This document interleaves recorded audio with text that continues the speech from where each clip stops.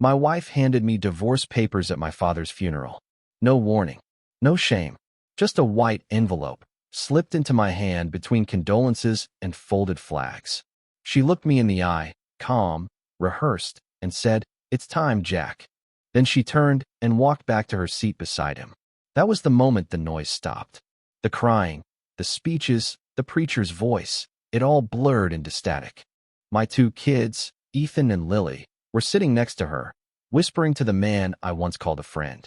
He rested his hand on my son's shoulder like it was the most natural thing in the world. And when Lily called him Dad, my heart didn't break. It calcified. I didn't say a word. I just stood there, expressionless, holding those papers while the dirt hit my father's coffin. Everyone thought I was in shock.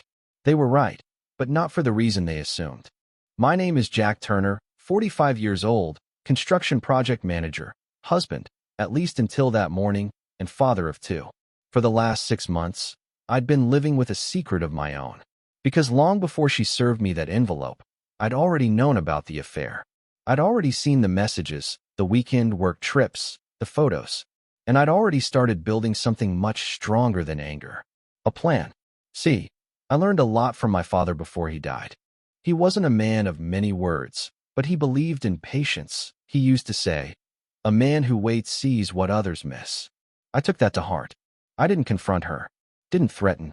I just started collecting documents, bank statements, hidden accounts, recordings, the kind of proof that burns quietly until it explodes.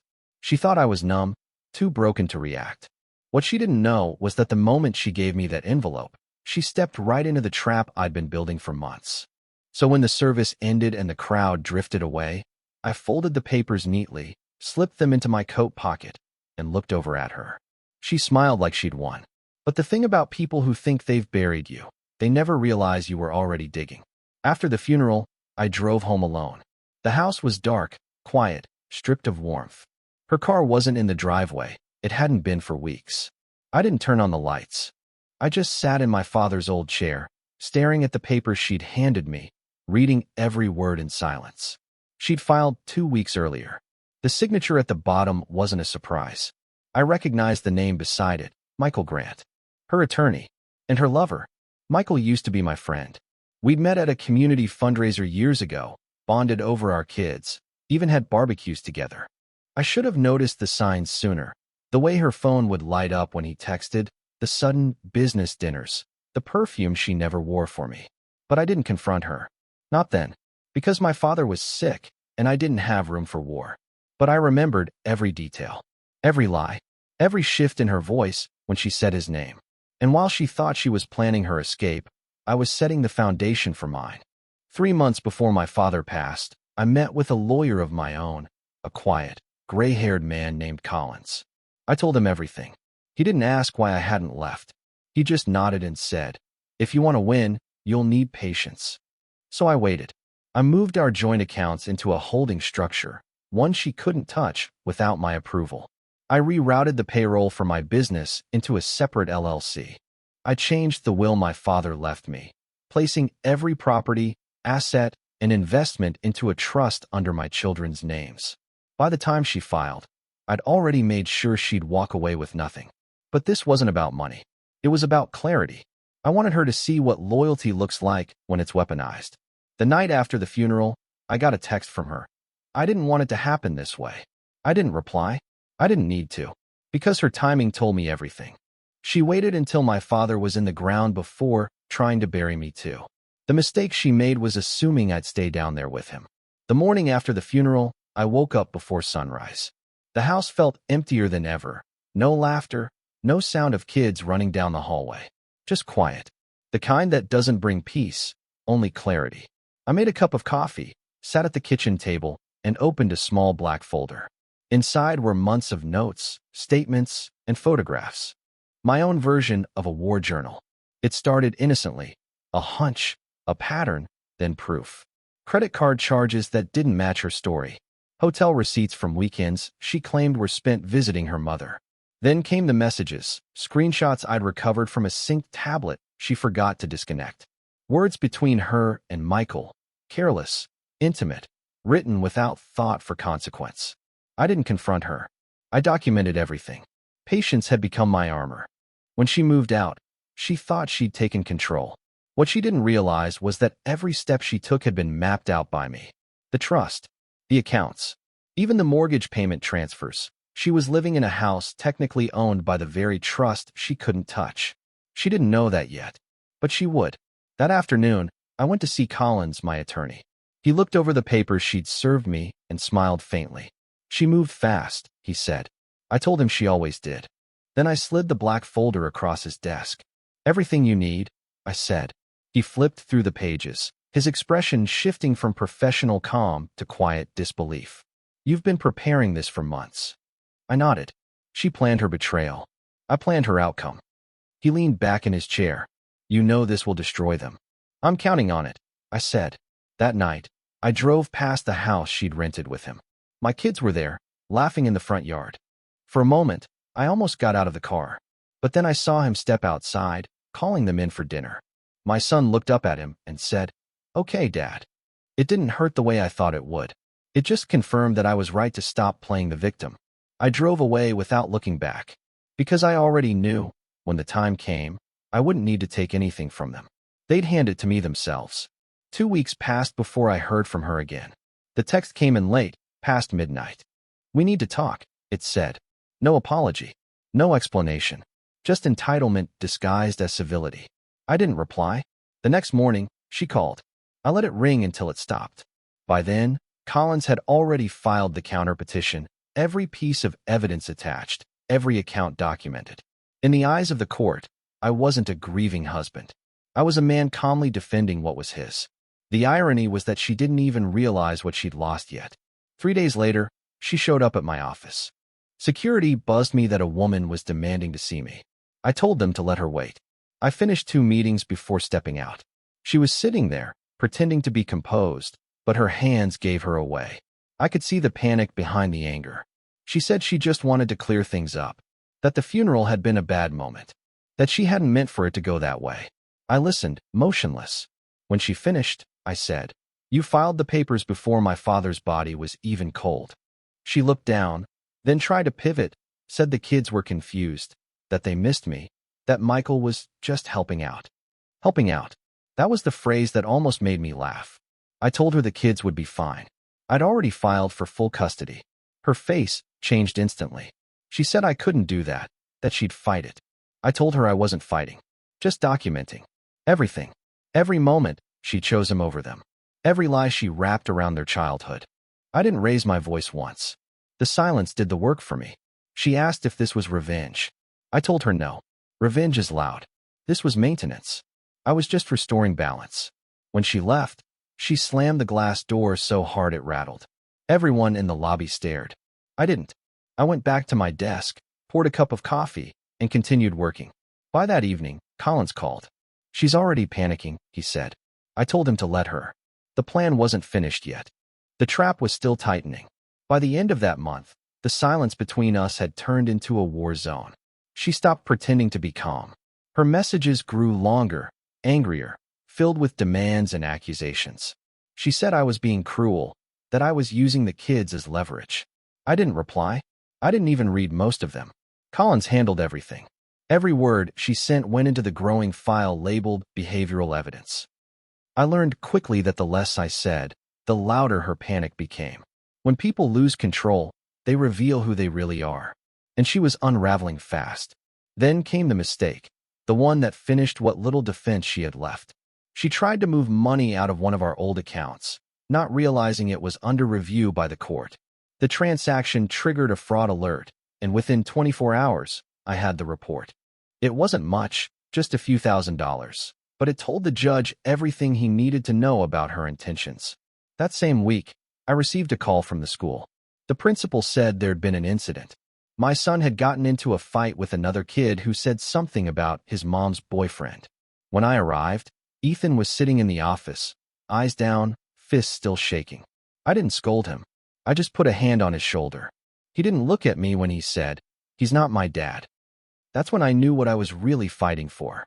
Not revenge. Legacy. 2 days later, we met in court for the first hearing. She arrived with Michael, dressed like she was auditioning for sympathy. I walked in alone. The judge reviewed the evidence, asked a few quiet questions, and told us he'd issue a decision within the week. She looked over at me once, her eyes searching for something. Fear, maybe? Regret? I gave her nothing. When the session ended, she tried to speak to me in the hallway. I kept walking. Collins told her attorney we had nothing more to discuss. That night, she called again. I let it ring until it stopped, because I knew the sound of that silence would haunt her longer than any words ever could. A week later, the court's decision came in. Full custody awarded to me. No spousal support. No property division. Her request for shared financial access denied. The trust, the accounts, everything stayed under my control.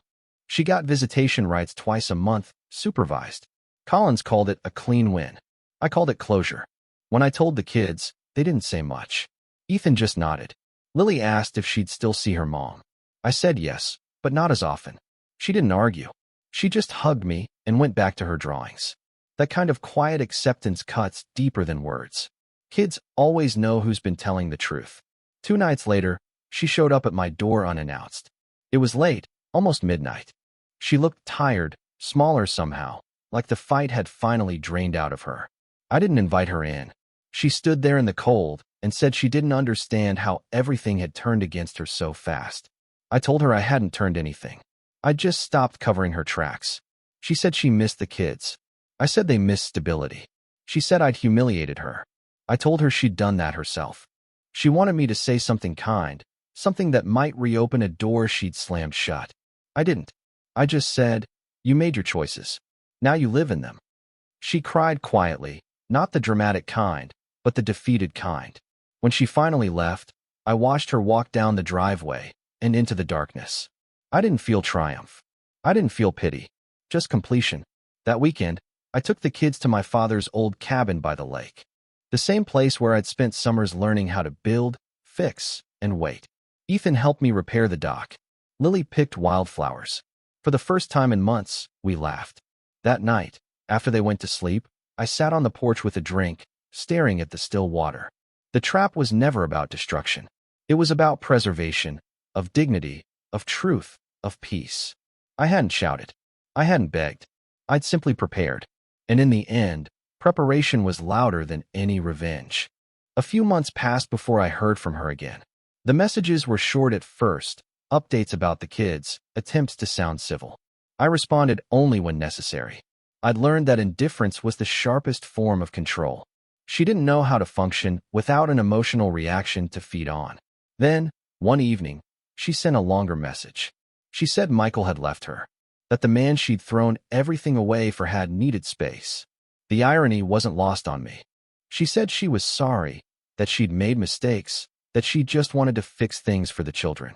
I read it twice, then archived it without replying. Around that time, Ethan started asking questions. The kind only kids who've seen too much know how to ask. Why did Mom leave? Why was she so mad all the time? I told him the truth, but simply, that sometimes adults forget how to be good to each other. He nodded, quiet, thoughtful, older than his years. Work was steady, almost therapeutic.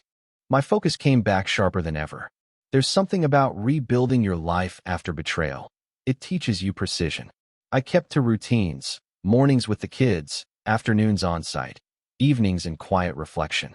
No distractions, no chaos, just structure.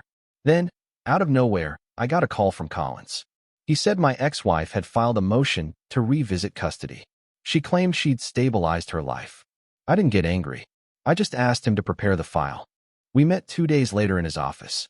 He handed me a new stack of documents.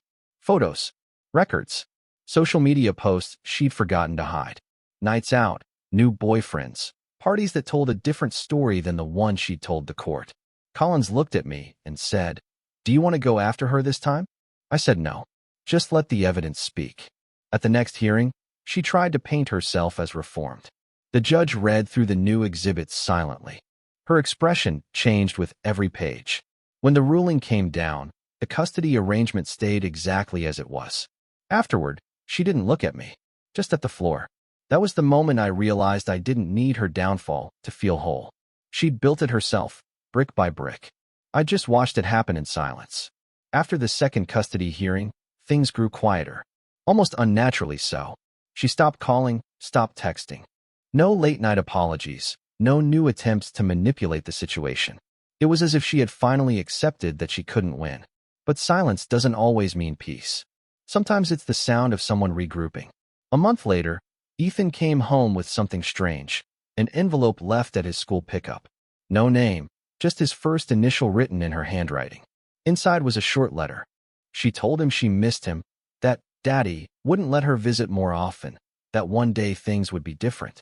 I didn't need to read between the lines to see what she was doing, trying to turn my own son into a weapon. I didn't yell. I didn't even confront her. I took the letter, scanned it, and forwarded it to Collins. He told me exactly what I already knew. She'd just given the court another reason to limit her access. I placed the original letter in my safe, next to everything else I'd collected over the months. That weekend, when she came for her scheduled visit, I said nothing about the letter. I simply sat on the porch, watching her with the kids from a distance. The way she hugged them looked practiced, like someone acting in a role they no longer believed in. After she left, Ethan came to me. He asked if Mom was mad at me. I told him no, she was just lost. He said he didn't like when she cried. I said neither did I. That was enough. Weeks passed. Life fell into a rhythm again, steady, methodical. I kept working, kept showing up. The kids began to smile more, argue less, sleep through the night without asking for her. Then one morning, Collins called again. His voice was calm, but I could tell something was coming. He said she'd been arrested for harassment. Apparently, she'd shown up at Michael's office, caused a scene, smashed a car window. The same story she'd written with me was replaying. Only this time, I wasn't part of it. When I hung up, I looked out the window at the quiet backyard, the morning light filtering through the trees. For the first time in years, I realized something simple. Her chaos no longer reached me. I'd built walls she couldn't climb, and peace had finally become permanent. The news about her arrest spread fast, even in our small town. People didn't ask me about it directly, but I could see it in their eyes. The sympathy, the curiosity, the quiet realization that the woman who once looked perfect from the outside had finally shown her cracks. I didn't correct their assumptions. I didn't defend her either. I simply said, that part of my life is over, and left it at that. The kids found out a week later. Lily overheard a conversation at school and came home in tears. She asked if her mom was a bad person. I told her no, just someone who made a series of bad choices. That's the kind of truth a child can handle without it turning into hate. Ethan stayed silent, but I could tell he'd already made up his mind about her. Sometimes I'd catch him staring at old family photos, not with sadness, but distance. She called once from the county line, her voice shaking. She said she wanted help. She said Michael had turned on her, that everything had fallen apart. I listened, but only for a minute. Then I said the same words she'd said to me at my father's funeral. It's time. She went quiet, then hung up. That was the last time we spoke. The following months passed like slow waves, routine, steady calm. The kids thrived in the quiet. We started new traditions. Saturday hikes, Sunday dinners by the lake. The laughter that once filled the house out of habit had returned, only now it was real. Sometimes, late at night, I'd think about how everything had started, with betrayal, humiliation, and silence. And how that same silence had become my greatest weapon, not because it punished her, but because it protected us. I never wanted revenge. I wanted peace. Revenge fades. Peace stays. When her final hearing came, she didn't show up. The judge closed the case permanently, terminating her visitation rights due to repeated violations. Collins called it the end. I didn't celebrate. I just closed the file, locked it in the drawer, and poured myself a drink. That night, I walked out to the backyard, under the same sky where everything had once fallen apart. The air was still, the house behind me warm. I realized I wasn't angry anymore. I'd already buried the past. This time, it was staying buried. It's been 2 years since that day at my father's funeral. 2 years since she handed me divorce papers between folded flags and lowered eyes. The pain that used to live in my chest has turned into something else now. Discipline, perspective, control. The house is different. The walls don't echo anymore. There's laughter again, not forced or borrowed, but earned. Ethan just started high school. Lily plays piano. They both talk about the future like it's something that belongs to them again. Sometimes I think that's the best revenge there is, raising peace where someone tried to plant chaos. I still visit my father's grave once a month. I bring my kids with me, though I don't tell them why it matters so much. They think it's just about respect. But for me, it's about remembering the man who taught me that silence isn't weakness, it's strategy. My father handled life the same way he handled the tools in his shed, carefully, with patience, and only striking when the cut needed to be clean. Last month, I heard through Collins that she'd moved out of state. No forwarding address, no family contact. He said she was working under a different last name now. I didn't ask for details. There was nothing left to know. Sometimes, late at night, when the kids are asleep and the house is still, I catch myself thinking about her. Not with anger, not even sorrow, just curiosity. How someone could destroy everything good in their life and still think they were winning. Then I remind myself, some people don't fall. They dig. And I let her keep digging, long after I'd climbed out. The night air is cooler now. Autumn again. The same season when all of this began. I stand on the porch, coffee in hand, and look at the horizon. The world feels balanced for the first time in years. I didn't raise my voice. I didn't throw anything. I didn't beg for closure. I built it, brick by brick, plan by plan, moment by moment. My wife thought she buried me that day at the funeral. What she never understood was that I was the one holding the shovel. Real men don't explode. They exit. Subscribe for more power stories.